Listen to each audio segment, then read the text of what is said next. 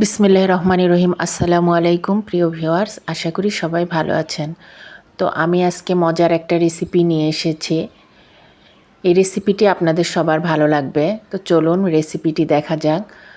তো আমি মূলা দিয়ে আজকে মাছ রান্না করব। তো প্রথমে মূলাগুলো একটু ভাপ দিয়ে নিব। আমি মূলাগুলো এরকম করে কেটে নিয়েছি, দেখুন, 4 ফালা করে। সাথে কয়েকটা আলুও দিয়ে দিলাম। তো মূলা আলু এভাবে এখন ভাপ দিয়ে নিব, একটু হালকা সিদ্ধ করে নিব। তো সামান্য লবণ দিয়ে দিব আর সামান্য হলুদ দিয়ে এগুলো হালকা সিদ্ধ করে নিব।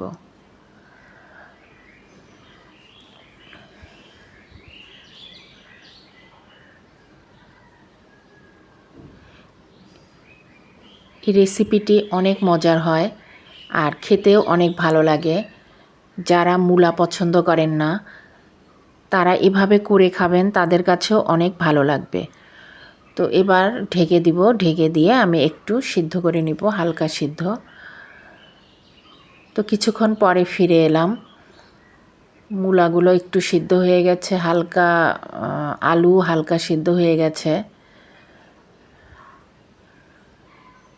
তো এটা একটু ভাপ দিয়ে নিলে হয় কি, মূলার যে একটা ঝাঁঝালো গন্ধ থাকে এই গন্ধটা চলে যায়। অনেকে এই গন্ধের জন্য মূলা খেতে চান না। তো একটু ভাপ দিয়ে নিলে তরকারিটা খেতে স্বাদ হয়। তো এখন রান্না করতে চলে যাব। আমি তেল দিয়ে দিলাম পরিমাণ মতো। এবার পেঁয়াজ কুচি আর কিছু কাঁচামরিচ কুচি দিয়ে দিব।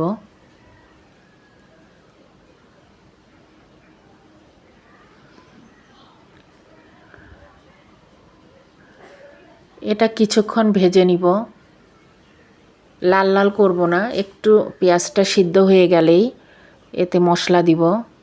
চুলার আঁচটা দেখা যাচ্ছে, দেখুন, চুলার আঁচটা মাঝারি রেখেছে, খুব বাড়িয়ে দেওয়া যাবে না। তো এখানে হাফ চামচ আদা বাটা আর হাফ চামচ রসুন বাটা দিয়ে দিলাম, দিয়ে এটা কিছুক্ষণ নেড়ে চেড়ে নিব। সামান্য কিছুক্ষণ কষিয়ে নিলেই হয়ে যাবে।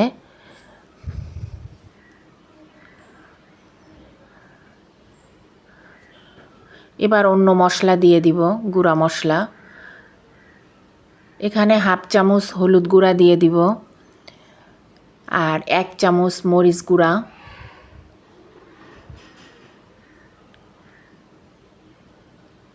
1 চামচ ধনিয়া গুঁড়া আর হাফ চামচ জিরা গুঁড়া দিয়ে দিব। আর স্বাদ মতো লবণ দিয়ে দিব। লবণটা বুঝে দিতে হবে, কারণ সিদ্ধ করার সময়, মূলা সিদ্ধ করার সময় আমি লবণ দিয়ে সিদ্ধ করে নিয়েছি। তো এখানে হালকা দিতে হবে, পরে লাগলে আবার দিব।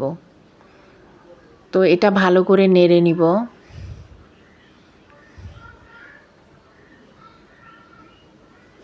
তো সামান্য পানি দিয়ে দিলাম যাতে মশলাটা পুড়ে না যায়।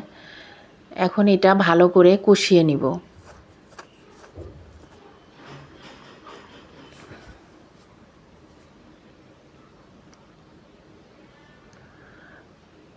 তো ভালোভাবে কষানো হয়ে গেলে আমি ট্যাংরা মাছ, দেখুন, ভালো করে ধুয়ে নিয়েছি। তো এটা এখন দিয়ে দিব। মাছগুলো দিয়ে মশলার সঙ্গে ভালো করে নেড়ে চেড়ে মিশিয়ে নিব। তো এই মশলাতে মাছগুলো একটু কষিয়ে নিব। এখন ঢেকে দিয়ে কিছুক্ষণ রান্না করে নিব। কিছুক্ষণ পরে ফিরে এলাম, মাছগুলো কষানো হয়ে গেছে। এভাবে কষিয়ে নিলে মাছের ভিতরে লবণ, হলুদ, মরিচ মশলাগুলো ভালোভাবে ঢোকে। তো আমি সিদ্ধ করা মূলো আলু দিয়ে দিলাম, দিয়ে এটা এখন নেড়েচেড়ে মিশিয়ে নিব। আমি এই একবারেই নেড়েচেড়ে এভাবে মিশিয়ে নিব, কারণ পরে নাড়া যাবে না। মাছ খুব নরম হয়, পরে মাছ ভেঙে যাবে বেশি সিদ্ধ হয়ে গেলে। তো এখন ঢেকে দিব, ঢেকে কিছুক্ষণ কষিয়ে নিব।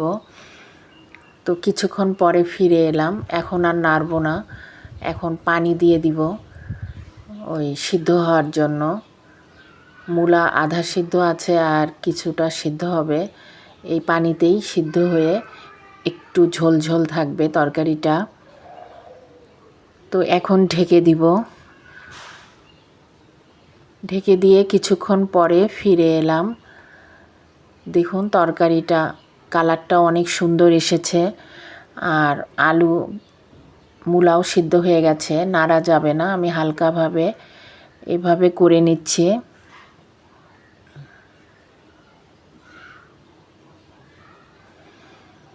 তো ভিডিওটি ভালো লাগলে একটা লাইক, শেয়ার, কমেন্ট করবেন, একটা সাবস্ক্রাইব করবেন। আর যারা সাবস্ক্রাইব করেছেন তাদেরকে অসংখ্য ধন্যবাদ। আর যারা এখনও আমার চ্যানেলটিতে সাবস্ক্রাইব করেননি তারা দয়া করে একটা সাবস্ক্রাইব করে পাশে থাকবেন। তো আবারও ঢেকে দিলাম। কিছুক্ষণ পরে ফিরে এলাম। ঝোলটাও গাঢ় হয়ে গেছে আর তরকারিটাও হয়ে গেছে। তো আমার রান্না প্রায় শেষ।